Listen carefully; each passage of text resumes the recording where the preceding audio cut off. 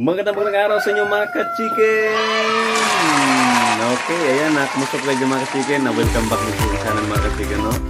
Mga bago pa lang, huwag niyo po kalimutang subscribe yung ating channel at para update kayo sa mga susunod pa nating upload ng mga videos o bago dito sa channel, ano?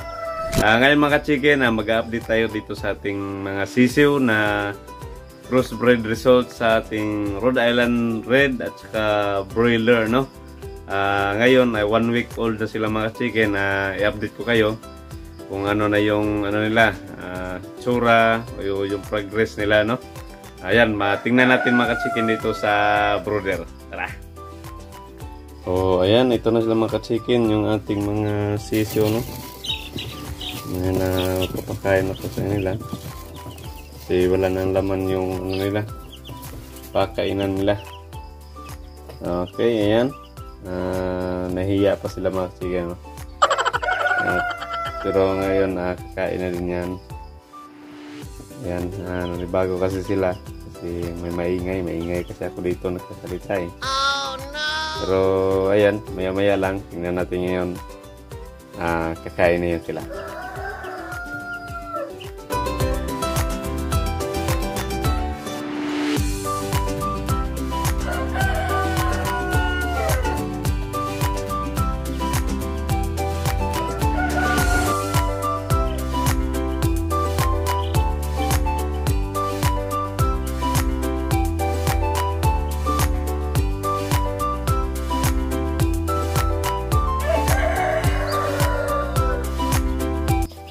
So ayan mga chicken, kumakain na sila, no?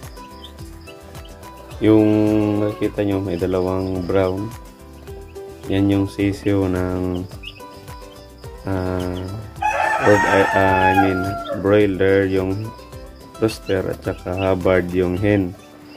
Saka yung the rest, yung puti, yung gray, yung itim, yung mga hen nila ay Rhode Island Red at saka yung rooster nila ay broiler. Ayan na yung naging result ng mga chicken. Malalakas din kumain mga chicken tulad ng broiler, no? Ayan, 1 week old nila mga chicken. Ayan.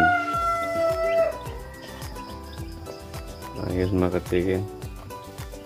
Okay, parang yung apat na tulog lang. Tulog sa kangkungan. Ito na sila mga chicken. Ito mga chicken basta sisiyo, no? Dapat unlibitum sila yung papakain nila. Dapat ano yan, hindi sila dapat mabusan. So dito sa atin pag punta ko dito ay ubos na yung pagkain nila. Kailangan naman natin lagyan. Yan. Saka may vaccine ito mga chicken na bakunahan natin ng CD1B1. Saka mag-ano naman ako nito ngayon na 1 week na, magbakuna naman tayo ng gumboro siguro bukas kasi bibili pa ako ng bakuna, no? Sa mga nagtatanong kung saan mabibili yung mga bakuna, nasa mga Agribit supply lang mga chicken. Agribit at saka yung mga poultry supply. Magtanong lang kayo, mayroon yan sila, pero yung iba wala. Pero yung mga malaking ano dyan, Agribit supply, mga poultry supply, mayroon yan mga chicken.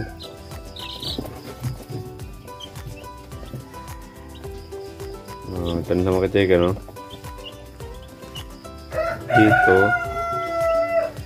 Dito na sila. Tsaka yung vitamins mga chicken, pag ganito mga sisiyo dito sa akin yung binibigay ko ay Vitamin Pro at saka yung yung Selectrogen, pero day 1 to day 3 yung Selectrogen na may kasamang dextrose powder. Ito 1 week old na. Medyo bubuksan ko sila ng isa pang space dito. Lagyan ko pa itong ilaw dito para tanggalin ko lang itong harang, no? para ano na sila, labas masok na. Kung gusto sila magpapainit, dito lang sila, pero lilipat sila dito sa kabila kung kakain na sila, no? Yun yung gagawin natin dito sa kanila. Kaya ito na sila mga ka-chicken. Okay na sila tingnan mga ka-chicken, no? Malaki na. So bye-bye lang kayo mga ka-chicken.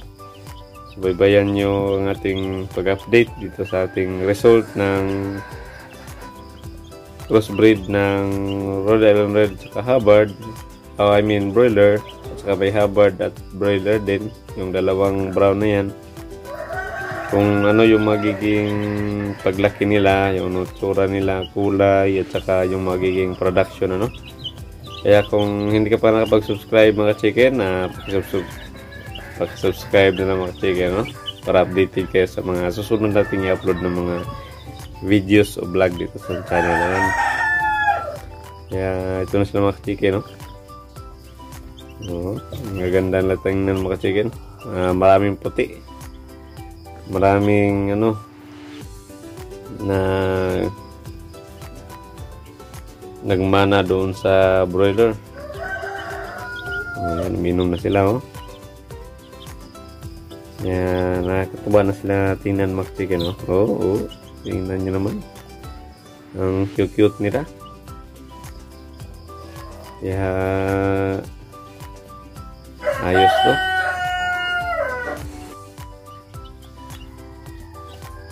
Ito lang sa pag-alaga ng mga sisiw mga chicken, kung paano, lalo na sa mga bago pa lang, ano.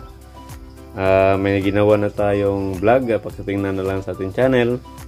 Yung pag-alaga ng mga sisiw simula day 1 nila hanggang sa paglaki. Mayroon na tayong ginawang vlog, day 1, day 2, day 3, kung ano yung mga bibigay na vitamins, pagkain, bakuna. Mayroon na tayong ginawang vlog mga chicken. Puntahan nyo lang yung channel natin, i-open nyo itong channel natin, tingnan nyo yung mga videos natin o yung mga previous vlog. Nandoon na yun, makita na yung tungkol sa pag-alaga ng mga sisiw simula day 1 hanggang ano na sila, ready to lay. Yung mga Rhode Island yun, pinakita ko. Oo, tulog na yung iba, oh. Tapos kumain, tulog-tulog na. Ganyan lang talaga yung buhay na kasi, no? Yung nakakatuwa sa pag-alaga ng yun, may nahuli yun na ano, insekto. Ayan, pinagagawa na. Kasi pag may lumipad na insekto dyan sa bumbilya natin, sigurado nadakip nila. Kaya isa yung sign mga chicken, isang sign yan na malusog yung ating mga sisiw, no? Okay, yan lang muna sa ngayon mga chicken. Ingat po tayo palagi nyo dyan mga chicken, no? Sa mga hindi pa nakapag-subscribe, please do subscribe at hit the notification bell para update kayo sa mga susunod nating upload ng mga videos. Ingat po tayo palagi dyan mga chicken. God bless. Thank you. It's DJ.